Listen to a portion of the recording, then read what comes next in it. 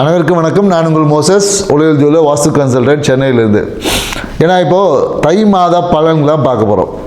ஏன்னா தை மாதம், ஏன்னா தை பிறந்தா வழி பிறக்கும் அப்படின்னு சொல்லி எல்லாரும் காத்திருக்கிறோம். நிறைய பேருக்கு வழி பிறக்குது, சில பேருக்கு வழி பிறக்க மாட்டேது. ஏன் இதை பிறக்க மாட்டேது? ஏன்னா தை பிறந்தா ஏன் வழி பிறக்கணும் அப்படின்றத நம்ம யோசிக்கணும். ஏன்னா தை பிறந்தா வழி பிறக்கும் அப்படின்ற நிறைய ஆன்மீகம் சார்ந்த விஷயங்களை நிறைய யூடியூப்பில் சொல்லியிருப்பாங்க. அதுக்கு பின்னாடி இருக்க ஏதாவது ஒரு சூட்சமம் இருக்கும் இல்லையா? ஸோ அதை தான் நாம் பார்க்கணும். அதை பற்றின சின்ன ஒரு 2 நிமிஷம் பேசுவோம். அதை பார்த்துட்டு நம்ம அடுத்த ராசி பலன் என்னன்னு போகலாம். ஏன்னா தை பிறந்தா வழி பிறக்கும். ஏன்னா காலபுருஷ தத்துவத்திற்கு 10ஆம் இடத்துல சூரிய பகவான் சஞ்சரிக்கும் போது தான் தை மாதம் அப்படின்னு நம்ம சொல்கிறோம். காலபுருஷ தத்துவத்துக்கு, ராசிக்கு இல்லை, சரிங்களா? காலபுருஷ தத்துவத்துக்கு 10ஆம் இடத்துல சூரியன் சஞ்சரிக்கும் போது அதை நம்ம தை மாதம் சொல்லுவோம். ஏன்னா 10ஆம் இடம் என்பது கர்மஸ்தானம். ஸோ அப்போ இந்த தை மாதம் என்பது எதை சொல்லும் அப்படின்னா, உங்களோட கர்மங்களை எல்லாம் சரி பண்ணிட்டீங்கன்னா வழி தானாக போகிறோம். ஏன்னா 11ஆம் இடம் லாபஸ்தானம், மன மகிழ்ச்சியை குடிக்க, வெற்றியை குடிக்கக்கூடிய ஸ்தானம் தான் 11ஆம் இடம். ரெண்டுத்துக்குமே அதிபதி பார்த்தீங்கன்னா சனி பகவான் தான். ஸோ அதனால தான் தை பிறந்தா வழி பிறக்கும். ஏன்னா தை மாதத்தில் நீங்கள் செய்யக்கூடிய அந்த விஷயங்கள் தான் உங்களை அடுத்த வெற்றிக்கான வழிவகைகளை ஏற்படுத்தி கொடுக்க போகிறது. ஏன்னா சூரியன் ஆத்மகாரகன் இல்லையா? ஸோ அப்போ அந்த ஆத்மகாரகனுக்கு உண்டான அந்த கர்மங்களை எல்லாம் நிவர்த்தி செய்யும் போது, அதனால தான் நம்ம என்ன பண்ணுறோம், பழையன கழிதலும் புதியன புகுதலும் சொல்லி தை பிறந்தா போகி பண்டிகை கொண்டாடுறோம், மார்கழி கடைசி நாளில்.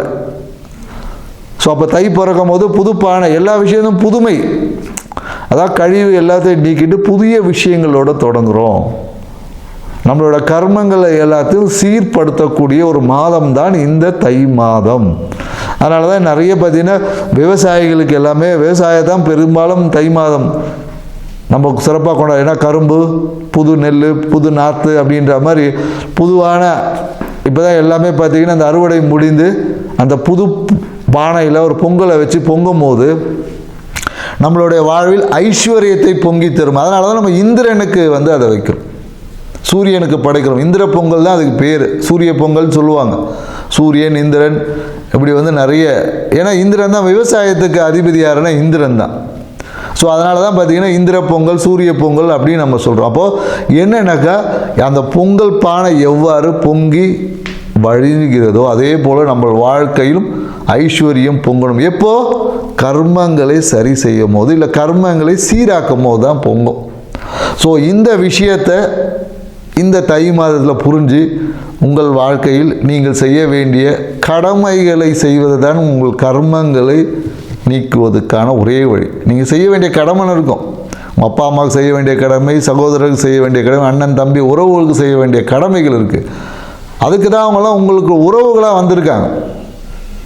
உங்கள் குழந்தைகளுக்கு செய்ய வேண்டிய கடமைகளுக்கு, இந்த கடமைகளை நீங்கள் எப்போது முழுமையாக செய்கிறீங்களோ அப்போ உங்கள் கர்மங்கள் எல்லாம் நிவர்த்தியாகி உங்கள் அடுத்த பரிணாமமான மன மகிழ்ச்சி, வெற்றியை நோக்கி நீங்கள் பயணிக்கக்கூடிய ஒரு தயார் எடுப்பை செய்யக்கூடிய ஒரு விஷயந்தான் இந்த நிகழ்வில் இருக்குது.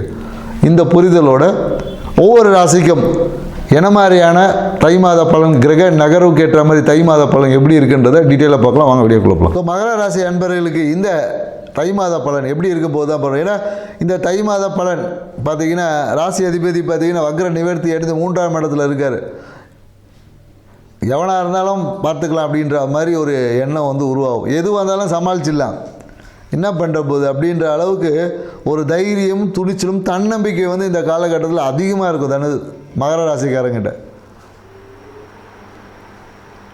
ஸோ எது வந்தாலும் எதிர்த்து ஆளுமை செய்து வெற்றி கொள்ளக்கூடிய ஒரு ஆற்றல் உங்களுக்கு அபரிவிதமாக இந்த மாதம் இல்லை, சனி வக்ர நிவர்த்தியானதுலேருந்து ஏற்பட்டிருக்கும். ஸோ அப்போ அந்த துணிச்சலும் தைரியம் வரும்போது வேகம் வரக்கூடாது. சில பேர் ஓவர் கான்ஃபிடென்ட் ஆகிடுது, ஓவர் கான்ஃபிடென்ட் ஆகிட்டு போன தைரியமும் குறைஞ்சிது. ஸோ அதனால் என்னென்னாக்கா இந்த விஷயத்தை உங்களுக்கு வரக்கூடிய அனைத்து இன்னல்களையும் நோய்களையும் எல்லாத்தையும் குணமாக்கிடுவார். உங்களுக்கு வரக்கூட பிரச்சனையை அடித்து தும்சம் பண்ணியிருப்பார் சனி பகவான். ஏன்னா சனி இருக்கிற இடத்த பார்த்தீங்கன்னா பெருக்குவார். ஸோ அப்போ உங்களோட தைரியம், தன்னம்பிக்கை கொண்டு எந்த விஷயத்தையும் எதிர்த்து போராடி வெற்றி அடையக்கூடிய ஒரு ஆற்றல் இந்த காலகட்டத்தில் அதிகமாக இருக்கும். ஏன்னா இந்த 8ல் இருக்கக்கூடிய கேது பகவான் தான் கொஞ்சம் ஏதாவது தொல்லை கொடுத்துட்டே இருப்பார். மேலும் என்னென்னாக்கா இப்போ சூரிய பகவான் வர 8ஆம் அதிபதி வந்து ராசிக்குள்ளே வர்றதுனால அரசு சார்ந்த விஷயத்தில் கொஞ்சம் கவனமாக இருக்கணும். ஏதாவது இந்த டேக்ஸ் ஃபைல் பண்ணுறது அந்த மாதிரியான விஷயங்கள் ஏதாவது இருந்துச்சுன்னா, குறிப்பாக அரசு துறையில் வேலை செய்கிறவங்களுக்கு கொஞ்சம் கவனமாக இருக்கணும். இல்லைன்னா என்னென்னாக்கா இந்த காலகட்டத்தில் என்ன பண்ணுவாங்க, நிறைய பேர் ஹெல்மெட் போடாமல் ஃபைன் கட்டுவாங்க. ஸோ அப்போ என்னென்னாக்கா சாலையில் போகும்போது அந்த சாலை விதிமுறைகளை இந்த காலகட்டத்தில் இந்த தை மாதம் கடைப்பிடிக்கணும். இல்லைன்னா அபராதங்கள் விதிக்கப்படும். மேலும் ஏதாவது ஒரு மருத்துவ விரயங்கள் கண்டிப்பாக இந்த காலகட்டத்தில் ஏற்படும். ஏற்கனவே ஏற்பட்டிருக்கும். இந்த வீடியோ பார்க்கும்போதே சில பேருக்கு, நிறைய பேருக்கு, ஏன்னா மழை வரதுக்கு முன்னாடி தூறல் விழும் இல்லையா, அதே போல் தான் அதுக்கான சிம்டம்ஸ் ஆரம்பிச்சிருக்கும். ஸோ அது அப்போது இதை என்னங்க பண்ணி சரி பண்ணணும் அப்படின்னும் போது யாருக்காவது நீங்கள் மருத்துவ உதவிகள் செய்யலாம். எப்படியும் மெடிக்கல் எக்ஸ்பென்சஸ் இருக்குது, அது உங்களுக்கா இல்லை அடுத்தவங்களுக்கா அப்படின்றதான் கேள்வி. ஸோ அப்போ யாருக்காவது மருத்துவ உதவிகள் செய்யலாம். இல்லை யாருக்காவது முடியாதவங்களுக்கு ஹாஸ்பிட்டலுக்கு கூப்பிட்டு போகலாம். ஸோ இந்த மாதிரியான விஷயங்கள் செய்வதன் வழியாக மகர ராசிக்காரர்கள் உங்களுக்கு ஏற்பட்ட இன்னல்களை சரி பண்ணிக்கலாம். இல்லை உங்களுக்கு வரக்கூடிய இன்னல்களை மாற்றி அமைத்து கொள்ள முடியும்.